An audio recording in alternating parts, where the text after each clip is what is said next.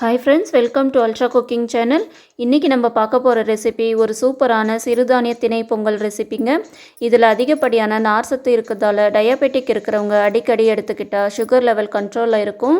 அது மட்டும் இல்லாமல் இது சீக்கிரமாகவே ஜீரணமாகும் தன்மையும் கொண்டதுங்க. அதனால் இதை அடிக்கடி உங்கள் உணவில் கண்டிப்பாக சேர்த்துக்கோங்க. இதை எப்படி எளிமையாக சுவையாக செய்யலான்றதை பார்க்கலாம் வாங்க. வீடியோக்குள்ளே போகிறதுக்கு முன்னாடி அல்ட்ரா குக்கிங் சேனலை சப்ஸ்கிரைப் பண்ணிவிட்டு பக்கத்தில் இருக்க பெல் ஐக்கானையும் கிளிக் பண்ணிக்கோங்க. இந்த பொங்கல் செய்ய நான் இன்றைக்கி அரை கப் அளவுக்கு திணை எடுத்திருக்கேன். கூடவே அரை கப் அளவுக்கு பாசிப்பருப்பு எடுத்துக்கோங்க. எந்த அளவுக்கு திணை எடுக்கிறீங்களோ அந்த அளவுக்கு பாசிப்பருப்பு சேர்த்து இந்த பொங்கல் செஞ்சு பாருங்கள். ரொம்பவே ரிச்சான டேஸ்ட்டில் ரொம்பவே சூப்பராக அட்டகாசமாக இருக்குங்க. சிறுதானியன்றதுனால இது அழுக்கு அதிகமாகவே இருக்குங்க. அதனால் இதை 3-4 முறை நல்லா வாஷ் பண்ணி எடுத்துக்கோங்க. இப்போ இதில் நல்ல தண்ணி சேர்த்து ஒரு அரை மணி நேரம் ஊற வச்சுக்கோங்க. அடுத்து ஒரு குக்கரில் 2 டேபிள் ஸ்பூன் எண்ணெய் சேர்த்து கூடவே 2 டேபிள் ஸ்பூன் நெய்யும் சேர்த்துக்கோங்க. நீங்கள் மொத்தமாக நெய் சேர்த்தும் செய்யலாங்க. ஆனால் நெய் வாசனை பிடிக்காதவங்க இது போல் மிக்ஸ் பண்ணி சேர்த்து செய்யுங்க, ரொம்பவே நல்லாயிருக்கும்.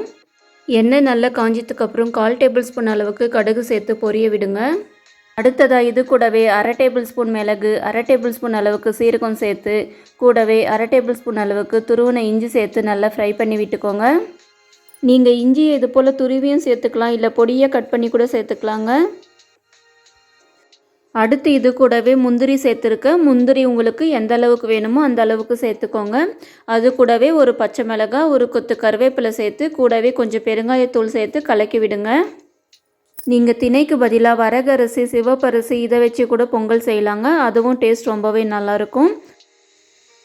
அடுத்ததாக இப்போ தண்ணி சேர்த்துக்கோங்க. நான் இன்றைக்கி அரை கப் அளவுக்கு திணை அரிசியும் அரை கப் அளவுக்கு பாசிப்பருப்பும் சேர்த்து 1 கப் அளவுக்கு எடுத்திருந்தேங்க.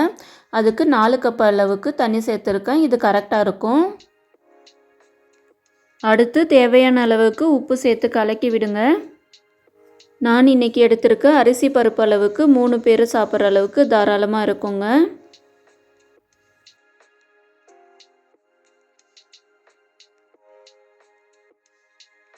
இப்போ இது போல் தண்ணி நல்லா கொதிக்க ஆரம்பித்ததும் நம்ம ஊற வச்சுருக்க அரிசி பருப்பை சேர்த்து நல்லா மிக்ஸ் பண்ணி விட்டுக்கோங்க.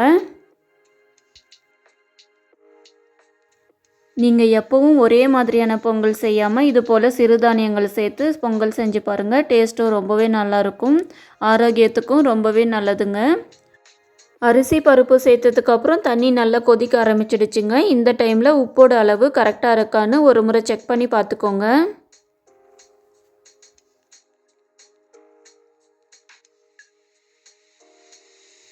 இப்போ குக்கர் மூடி போட்டு ஒரு 5 விசில் மட்டும் மீடியம் ஃப்ளேமில் விட்டுக்கோங்க.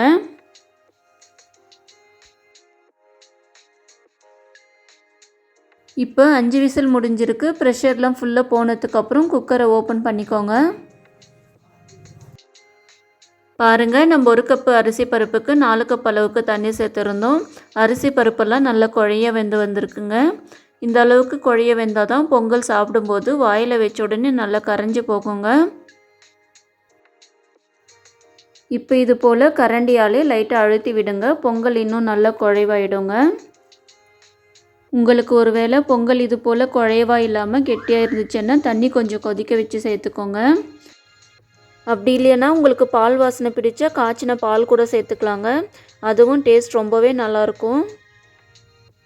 அவ்வளோதாங்க, ஒரு சூப்பரான சிறுதானிய பொங்கல் எப்படி செய்யலான்றதை பார்த்தோம். நீங்களும் இதே போல் இதே மெத்தடில் ஒரு முறை வீட்டில் செஞ்சு பார்த்துட்டு எப்படி இருந்துச்சுன்னு மறக்காமல் கமெண்ட் பண்ணுங்கள். இந்த வீடியோ உங்களுக்கு பிடிச்சிருந்தால் லைக் பண்ணுங்கள், ஷேர் பண்ணுங்கள், கமெண்ட் பண்ணுங்கள். மறக்காமல் அல்ட்ரா குக்கிங் சேனலை சப்ஸ்கிரைப் பண்ணிவிட்டு பக்கத்தில் இருக்க பெல் ஐக்கானையும் கிளிக் பண்ணிக்கோங்க.